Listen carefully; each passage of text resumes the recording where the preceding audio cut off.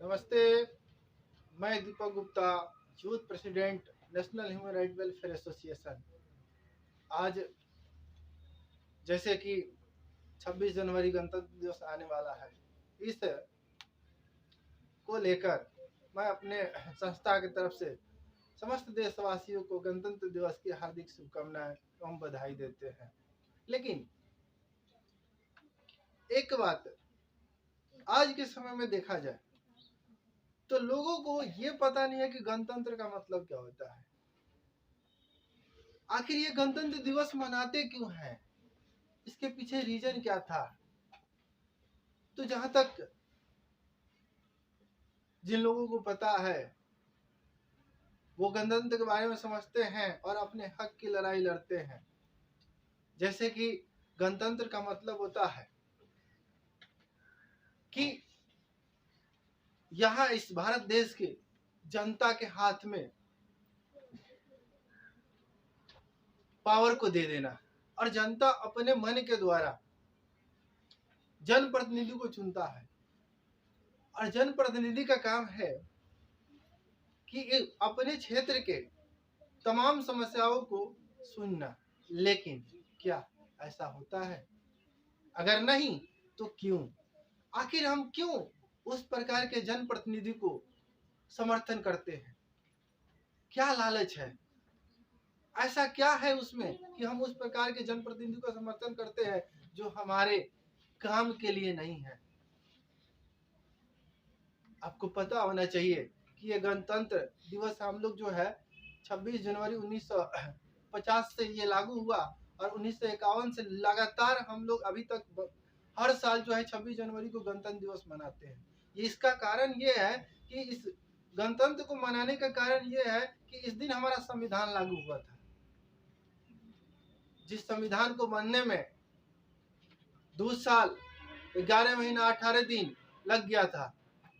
लेकिन इतना समय लगने के बाद 26 जनवरी 1950 को लागू हुआ और संविधान ने जो हमें शक्तियां प्रदान की है, क्या उस शक्तियों को हम भारतवासी सही से इस्तेमाल कर पाते हैं?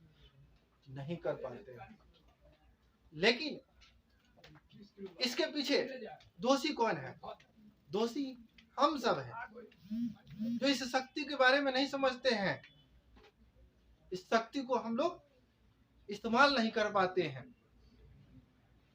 ये संविधान हम हर भारतीयों को यह हक देता है कि अपने मन मुताबिक जनप्रतिनिधि को चुने और वो हमारे सेवक की भांति हर दुख में खड़ा रहे और सेवा करते रहे। लेकिन वो जनप्रतिनिधि जब जीत जाते हैं तो क्या कितने ऐसे लोगों को वो सेवा कर पाते हैं? जनप्रतिनिधि जन समस्या के लिए होते हैं, न कि अपने परिवार समस्या के सुनने के लिए होते हैं, कुछ करीबियों को सुनने के लिए होता है। भारत के संविधान हमें यह हक देता है तो हमें इसका सही से इस्तेमाल करना होगा। हम हर भारतीयों को इसका सही से इस्तेमाल करना होगा। लेकिन इसके पीछे कहीं ना कहीं हम ही लोग दोषी हैं। हम लोग को पता नहीं कि हमारा हक क्या है। हम लोग अपने पावर को समझ नहीं पाते हैं। इस कारण से हमारा शोषण होता है, हम सबका शोषण होता है। भारत के संविधान का जो मुख्य 4 अंग है, विधायिका, कार्यपालिका, न्यायपालिका और मीडिया, जो कि चारों आज के समय में इन नेताओं का कठपुतली बन चुका है।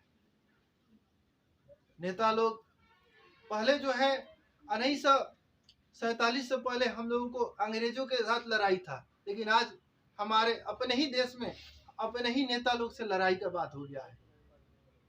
क्योंकि आज व्यक्ति विशेष पर काम हो रहा है, व्यक्ति विशेष।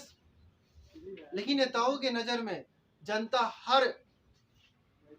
हर जनता जो है उन नेता को नेता चुनती है। जब चुनती है तो हर जनता के समस्या को सुनना उनका काम है। आज क्या होता है, कि वो मेरे पार्टी का है, उसका मैं मदद करूंगा, वो मेरे पार्टी का नहीं है, उसको मैं फंसा दूंगा। क्या इसी बात का आप लोग शपथ लेते हैं? माननीय नेताजी, आपका काम है जन समस्या को समाधान करना, ना कि जन समस्या को बढ़ा देना। आज न्यायपालिका में सही से न्याय नहीं हो पा रहा है, कार्यपालिका अपना काम सही से नहीं कर पा रही है, विधायिका अपना काम सही से नहीं कर पा रही है, मीडिया भी अपने काम सही से नहीं कर पा रहा है। हर जगह मेरे ख्याल से और देश के तमाम लोगों के मन में ये चलता है कि क्या ये चारों संविधान के स्तंभ बिक चुका है। अंत में सोचने के बाद यही मालूम चलता है कि ये चारों स्तंभ बिक चुका है। क्योंकि जो पब्लिक सर्वेंट होते हैं, माना कि आप आईएएस है, आईपीएस है, या उनसे नीचे के अधिकारी हैं, आप पब्लिक के सेवा में आए हैं, पब्लिक की समस्या को सुनने के लिए आए हैं, और आप पब्लिक से गलत बर्ताव करते हैं। आज पुलिस स्टेशनों में चले जाइए, जब कोई गरीब समस्या को लेकर जाता है तो उसके साथ दुर्व्यवहार होता है, उसके साथ सही से बर्ताव नहीं होता है।